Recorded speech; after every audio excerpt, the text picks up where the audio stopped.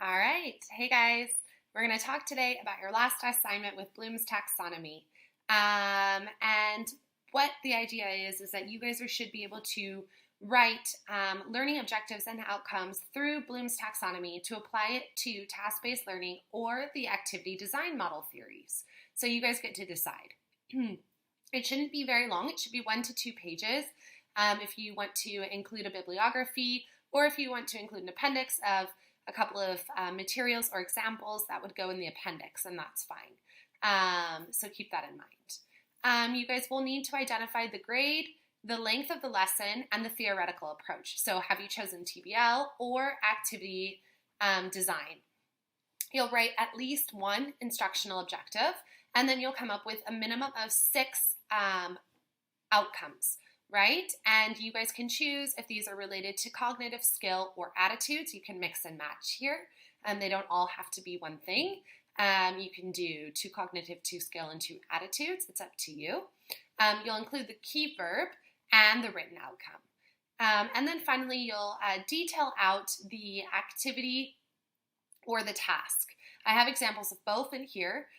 Remember, in the task, you need to include the pre-task, which you'll need to kind of highlight the aspect of the introduction, the raising of awareness. You'll need to include the task, as well as divide it up between the task, the planning, the report, and then finally the post-task, and again, that should be divided up between analyzing and practice.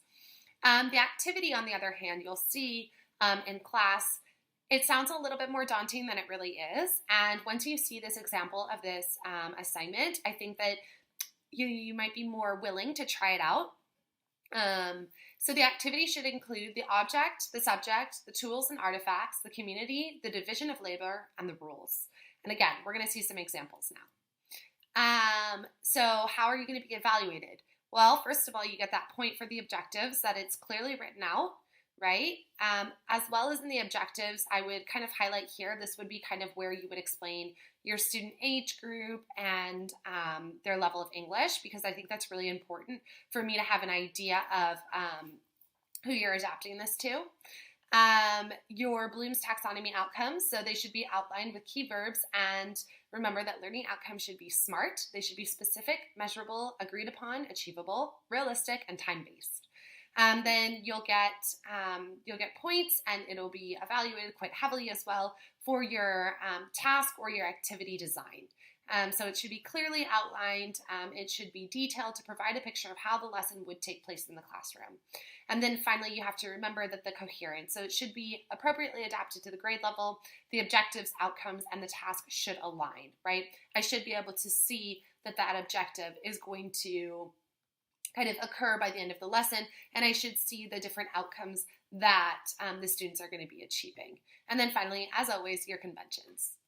So we're going to first look at an example of a task-based learning assignment, and I am going to kind of let you know a couple of modifications that other students have done as well, just so you guys know. So this person included their general overview.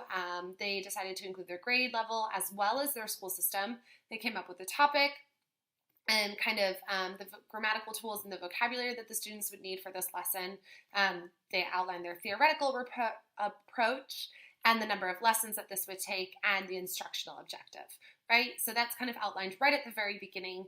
And then they go into the sequencing of the Bloom's Taxonomy for this lesson plan, right? So we've got the taxonomy on the side, the key verb in the middle, right? And then we've got the outcome. And so this student also related each of the outcomes to the different activities. Now, some of the students didn't include it in this table, but then what they would do is in their lesson plan, they would include it on the side. So that's totally up to you if you want to do that. It does give me more of a visual for what you're kind of including in your lesson plan and how that coherence, right? How that really relates to your outcomes and your objective. And she also included at the very top her instructional objective. And then this is how this student decided to kind of lay out their activity. And they went through, they included the phase, and they talked about the different stages. And as you'll notice, right? We've got kind of the stages within each phase. And then on the other side, we've got our aim, right? And what they're doing.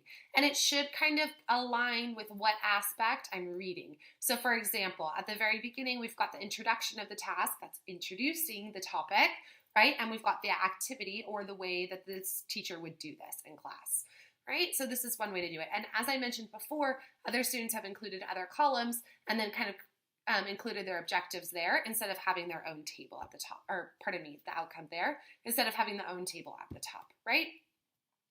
So then we're going to look now at an activity design model. So again, this teacher outlined basically what this activity has been created for, kind of the context of her students, and it talks a little bit about the fact that they're using activity design model and how long they'll be carrying this out for. So it says to carry out the activity, the students will have 2 weeks, right? And they'll use their English and their ICT lesson hours.